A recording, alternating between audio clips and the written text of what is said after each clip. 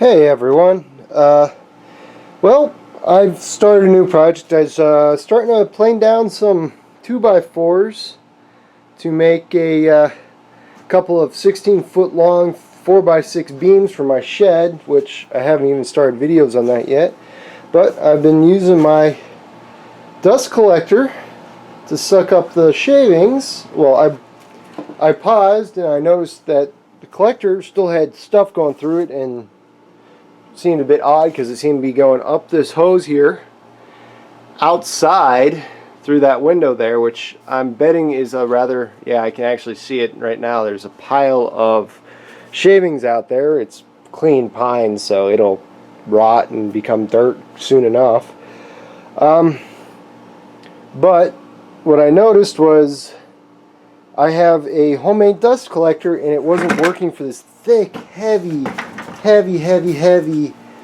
shavings that we're getting here. I mean, this stuff is actually really nice for like packing material or something, but I have no need for that. It'll just go out in the garden. But it's clogging up my dust collector. So what I got is a homemade dust collector. It's based off of some designs, but the designs that I've seen online are just either too big or too small. What it is a bucket on the bottom is the collector, a plastic bucket on top with the hose coming in the side, and I had this funnel, not like that, it was underneath, sitting almost like that, not quite, right like that in there. So what would and then the blower is hooked up to this part through the lid that goes on top of this bucket. The theory is that all the dust would come in, hit this wall here, and then spiral down just through gravity and go through this opening. So this is a two-part thing. One, it's a larger opening than the hose, so there's a pressure reduction, so it's not going to want to suck things through quite as easily. And then the spiral will actually decelerate the shavings and cause them to cyclone into that hole. Now, what I've found is the shavings they clump up. So what I've got here is, usually when I work in here, I get this nice light shavings, real fine from table saws and such like that. And it comes up in no problem, and I empty this every 6 months or so. It actually needs emptied right now. This heavier stuff, I have to modify this. So what I am actually thinking is I take the funnel back out. Sorry, this is really hard to do single-handed. See, right there. It's wanting to fall over. Want to fall over. Take this out. I cut the bottom down a little bit. See, how I did it was I just pop riveted because nothing else was staying. I might actually just open, since all I did was pop rivets, I might just open this opening up, drill new holes, and re-pop rivet it. I'm more of a closer to a 4-inch diameter. But what the hole I'll put in here, so that'll open the funnel up, it'll make it straighter, but it'll keep it as high. Which is one of the things I was worrying about. And then I'll cut a 5 or 6 inch hole in the bottom of the bucket through the lid down below, and allow the funnel to drop down a little bit into that hole so it's a little taller overall, and it has a 4-inch opening, which is the same as this hose that I'm using to suck everything up with. So I'm going to do that real quick. I'll come back because I have to use 2 hands and this is going to be really boring for you guys to watch, so I'll be back. Alright, quickly, since it turns out my 5-inch hole is just going to touch well, pretty much all of the rivets, I'm going to set some more farther out, and you can't hear me, but I figure I'd show you what I mean by pop rivets. Here's these are stainless steel pop rivets. They're just one I got inherited from my inherited group. All I do is, I already have a couple in here. 1, 2, 3. You can see that? 1, 3, whatever.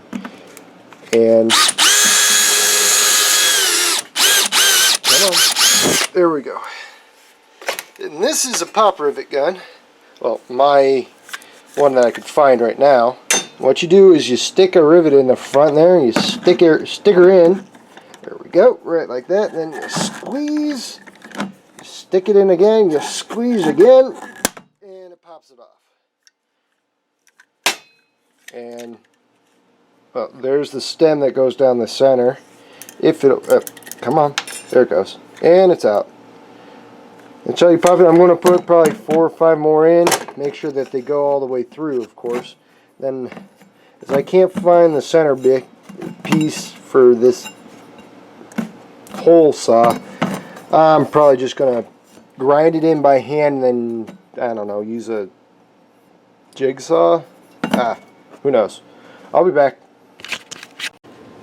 Okay, everything's cut. As you can see, I just popped out most of the bottom row of rivets and just redid them. A little bit extra, about 4 inches. I just used, if I can do this, but I used a 4-inch circle hole to measure. It's close enough. This ain't rocket science. And the one in the bucket is 5 inches. Now, if I can do this one-handed and keep you the light, so as you can see, it's got a knot. Where's the notch? Yeah, that is the notch.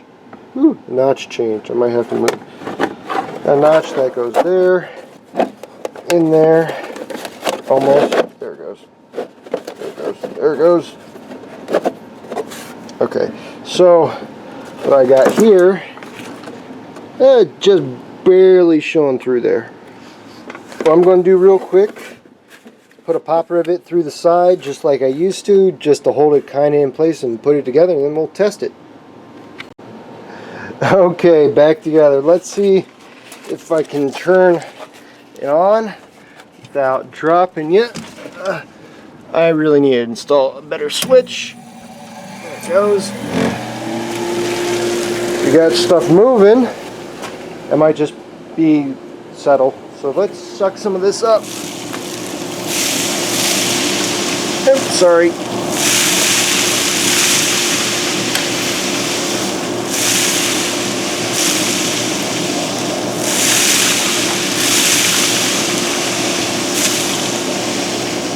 Alright, let's see how it did. It's down in this bucket, and it's down in the bucket. Since I cleaned up, did I dump the bucket? No, I didn't dump the bucket, but